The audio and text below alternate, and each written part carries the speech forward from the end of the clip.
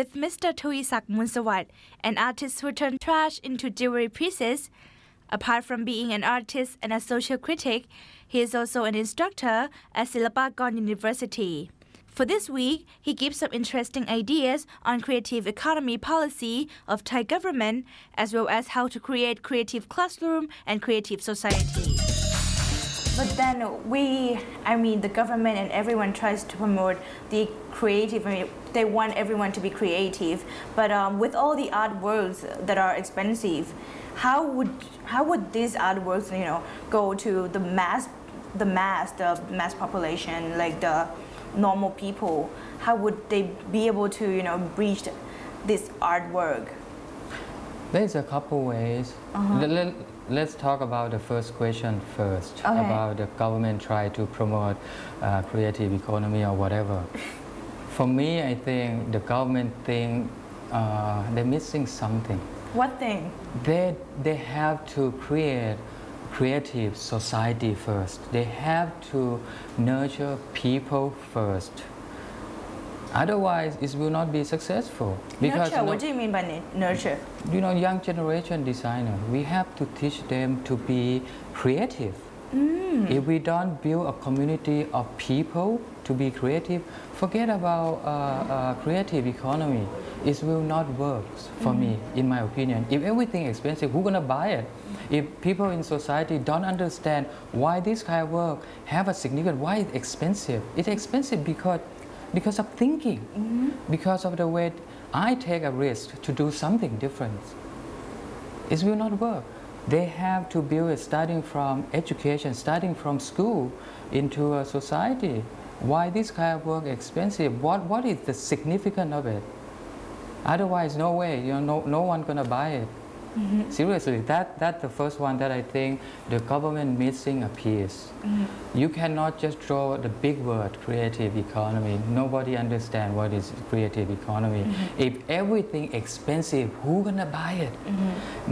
Now the second question, for my work, there's a couple ways to make it cheaper, for example, but I will not go that road because that's how I look at things. I'm not against mass production, but I rather see it produced appropriately, because I look at the past, we already understand that overconsume create problems for the environment. We have less natural resources. We pollute a lot of river and so on. So if it's necessary to have only like 10 pieces, just make only 10. You're talking about teaching Thai students to be more creative. How would we do that? How would normal teachers do that? Teaching students to be more creative is not just simple. No, it's not. Part of it is that we have, as an educator, as a teacher, you have to learn a lot. And you have to have an open mind. Otherwise, it won't work. Because you have to allow students to grow. You have to create the environment so that there is a place or a space for students to be able to express themselves, to think differently. It's very difficult for Thai culture because teacher always right. Right.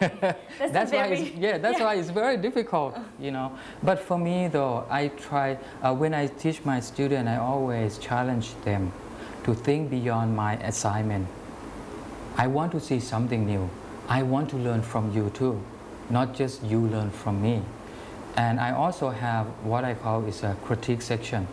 I give assignment, they collect all the information. I always use the design research as a part of my teaching tools. They cannot just sit there and thought that good idea will come from the sky. No way, it's not going to work.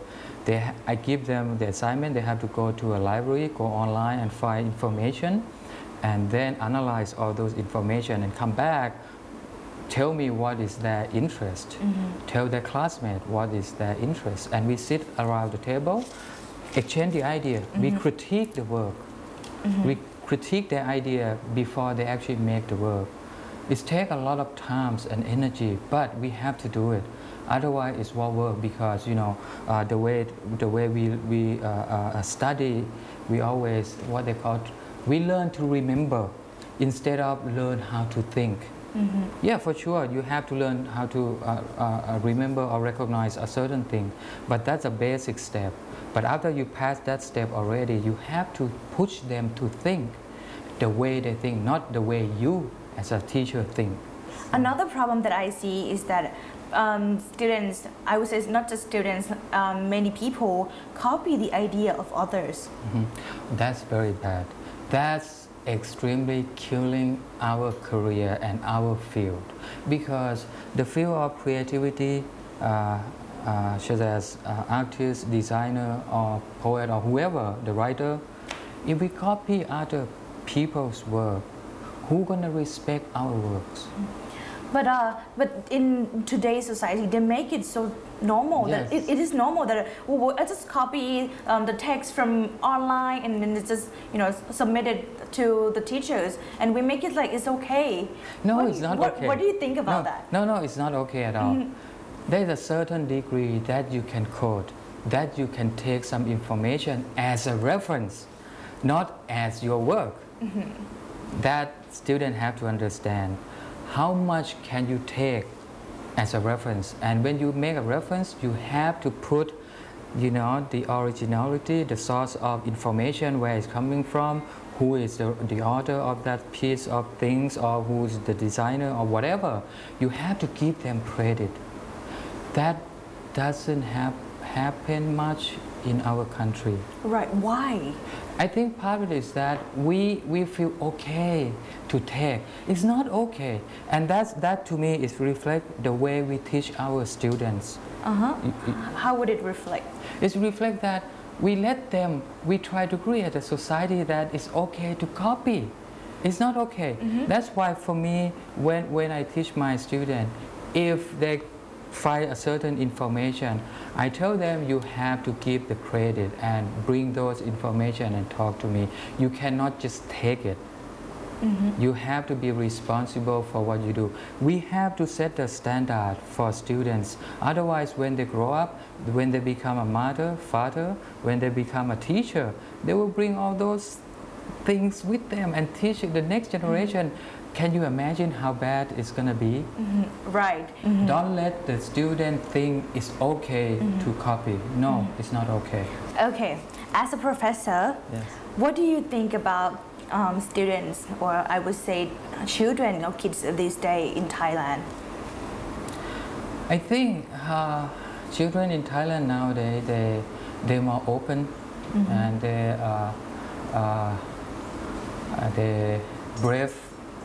Not brave, but they're not afraid to express themselves, and I think that's a good thing. However, they have to understand what is good, what is not good, what is appropriate for a certain group of people, what is not appropriate. I think that part is very good, because when I was young, I studied in Thailand prior to study abroad. I have no chance to express myself, as I mentioned. Teacher or professor always right. You have to listen only. But now students willing to open up and learn new things. However, the negative part is that because we're talking about all the ton of information that they can get into it real easy. So they not really spend time to really study or understand things, because the society today is more like fast food nation. You can get things real easy, and students tend to skip steps. They want to go. They want to be certain things. They don't want to learn the foundation. They want to skip and want to get famous maybe. That creates the problem right there. Oh yeah, that's great. The problem, part of it is that if you don't have a good foundation, how can you build? For example, if you want to build a house, if you don't have a good foundation, how can you continue stack up a certain design on top of the foundation? It will collapse. Students have to understand a good foundation and learn and study before they actually move up the ladder. So what are your expectations towards the young generation? I do expect the younger generation to work harder, the hardworking. students nowadays not work really hard. They just want to find an easy way out. And that to me is strange. They think education become more like you go shopping.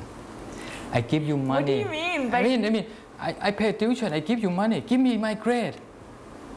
Come on, you go to school. You need to learn. Yeah, for sure, you want a degree, but degree without knowledge, what's the point? Right. You know what I mean? Right. So that's so strange for me because I met some student who has that thought. Really? Yeah, work less. Pay more. Yeah, work less, pay more, play more, and you smarter than others because you work less and you play more. Can you believe it? Oh God. Can you believe that? For me, it's so strange when I heard that. I thought, well, you come to school, you have to learn as much as you could. You have to well equipped before you get out. Degree is just a piece of paper. It doesn't mean anything now. Your skill, your thought, your knowledge will bring you somewhere in this world. Otherwise, you're nobody. All right. Thank you so much for joining our program today. Okay. ขอบคุณค่ะ ขอบคุณครับ Thank you for watching Chatty Natty. We will be back every Monday in morning and evening editions of ASEAN Newsroom on ASEAN TV. If you want to watch our previous videos, like us on Facebook by typing Chatty Natty in your search box or type www.facebook.com/chattynatties. Bye-bye.